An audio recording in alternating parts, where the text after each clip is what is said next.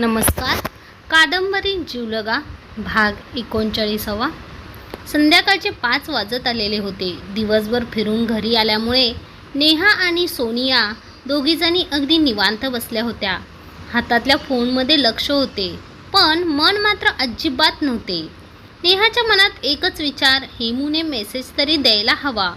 काय चालू आहे? वातावरण टेन्शनचे असले म्हणून फोन करता येणार नाही हे समजून घेऊ एक वेळ, पण मेसेज करता येतात. या गोष्टीचा हेमूला विसर पडलाय की काय? शेवटी न राहून नेहाने हेमूला मेसेज केला. त्याचे उत्तर हेमूने दिले तर ठीकच, नाहीतर तिकडे काय चालू असेल याच विचारात बसून राहायचे. याशिवाय करणार तरी काय? नेहाच्या सुदैवाने तसे काही करण्याची वेळ आली नाही. हेमूने चक्क कॉल केला तिला. अधीर मनाने नेहा हेमूचे बोलणे ऐकू लागली.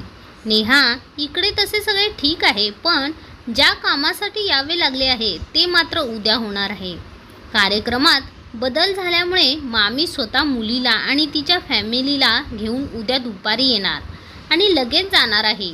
यात एकच गोष्ट आपल्यासाठी चांगली होणार आहे, ती म्हणजे आमच्याकडे मुक्कामी येण्यासाठी मामा एकटा येतो आहे. अर्ध्या तासात पोचेल तो. त्याचा मेसेज आला आत्ताच तसा. मामा आल्यावर मी बोलणार आहे आपल्याबद्दल, सारे काही सांगणार आहे. तो नक्की यातून असा काही मार्ग काढेल की कुणाला न दुखवता उद्याच्या संकटातून तो माझी सही सलामत सुटका करेल. हे ऐकून नेहाच्या मनातली भीती जरा कमी झाल्यासारखे वाटू लागले. ती म्हणाली, हेमू, तू अगोदर मामाशी बोलून घे आणि मग रात्रीची जेवणे आटोपली की जेव्हा तुम्ही सगळे मिळून बोलत बसाल तेव्हा मामाला सांगून दे आपली स्टोरी. तुझ्या आईबाबांना तू स्वतः मोकळेपणाने नाही सांगू शकणार असे मला वाटते आहे.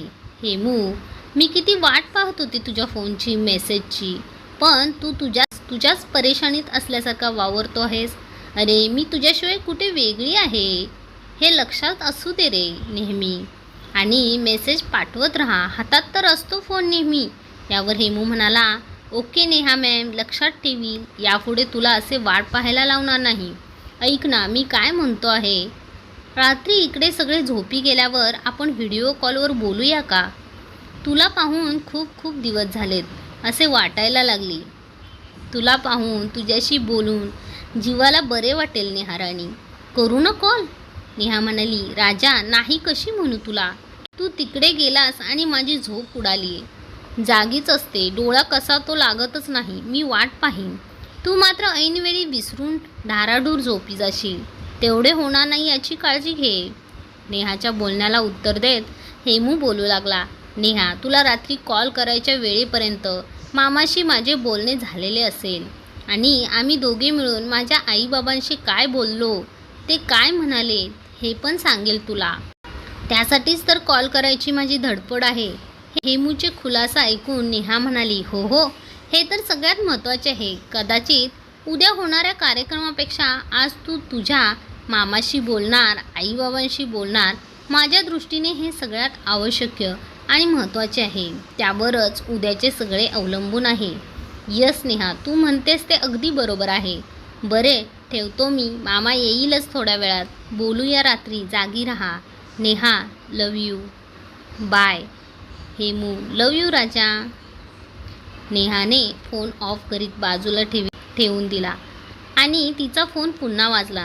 रिंगटोन ऐकून तिला येणारा कॉल तिच्या घरून आलेला आहे, तिच्या आईचा हे दिसले. तसा तर घरी रोजच फोन करून बोलायचे, ही ठरलेली गोष्ट होती. पण रात्रीच्या 11 वाजताची आज अगदी संध्याकाळी 5-5:30 वाजता कसा काय आला असेल फोन?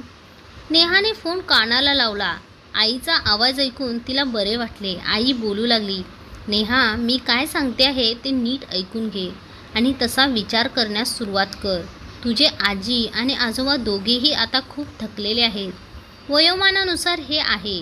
आजारपण त्यांच्यापासून दूर असले तरी वयानुसार काही बारीक सारीक तक्रारी सुरू झाल्या आहेत.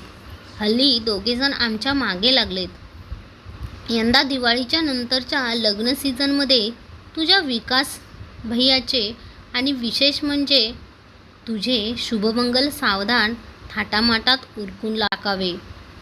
आमच्या डोळ्यासमोर हे 2 कार्य होऊ द्या, मग आम्ही आमचे डोळे मिटायला मोकळे. मी रोज तुझ्याशी बोलते, पण या विषयावर काय बोलायचे म्हणून सोडून देत होते. पण आताच्या दिवसभर तुझे आजोबा आणि आजी आम्हा दोघांच्या मागे एकच टोमणे लावून भंडावून सोडत असतात.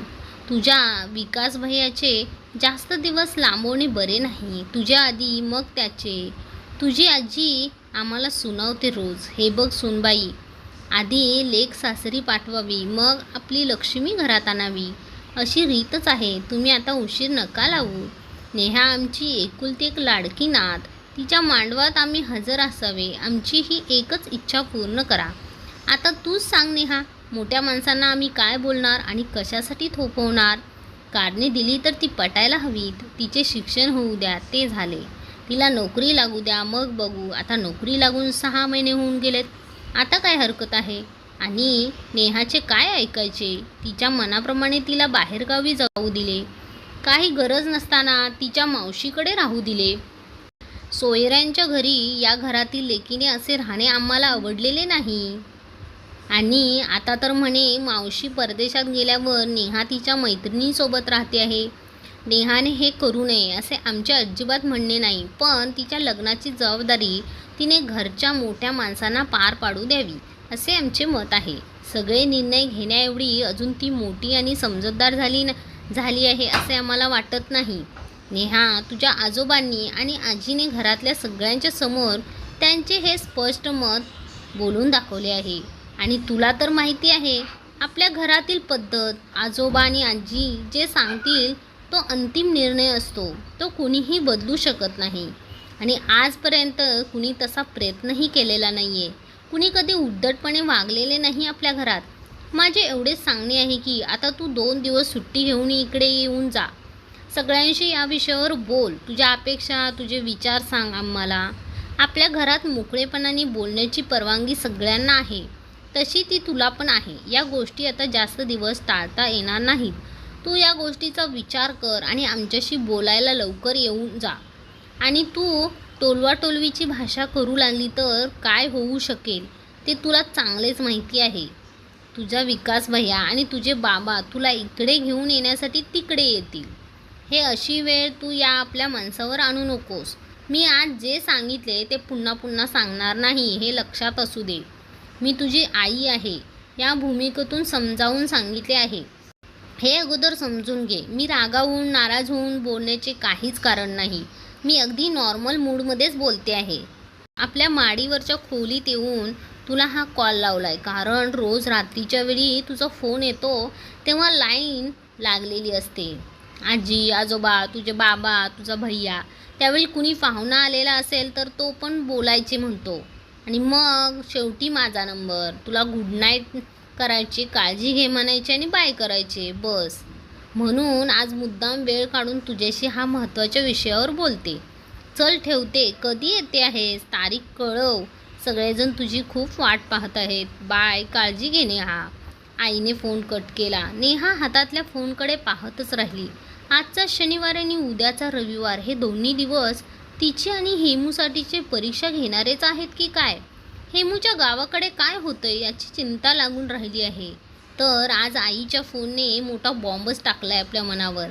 आपल्या घरी आपल्याबद्दल असे काही चालू असेल असा विचार कधीच आला नाही आपल्या मनात.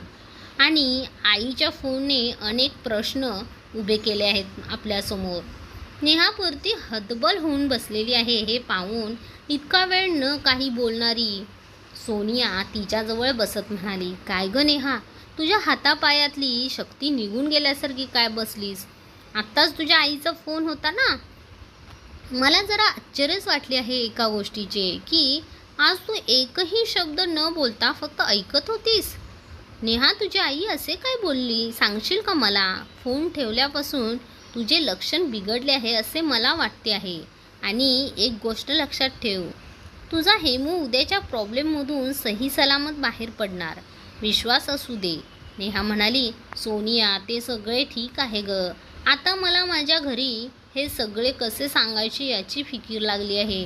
आणि मला यासाठी गावी जाऊन सगळ्यांच्या समोर बसून सगळ्यांना सगळे सांगावे लागणार आहे. याचेच भयानक टेन्शन आले आहे मला. नेहाने सोनियाला आई काय म्हणाली हे सांगितले. ते ऐकून सोनिया म्हणाली, नेहा, ए इश्क नाही आसान. सध्या हेमू परीक्षा देतोय आणि तुला लवकरच तुझ्या परीक्षेत पास होण्याची तयारी करायची आहे.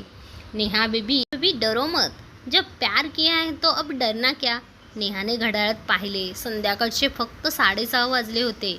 हेमूचा कॉल येण्यास अजून खूप वेळ होता. तोपर्यंत मनावर प्रश्नांचे ओझे घेऊन बसायचे. हेच नेहाच्या हातात होते. बाकी पुढील भागात. भाग 40 लवकरच घेऊन येते. धन्यवाद.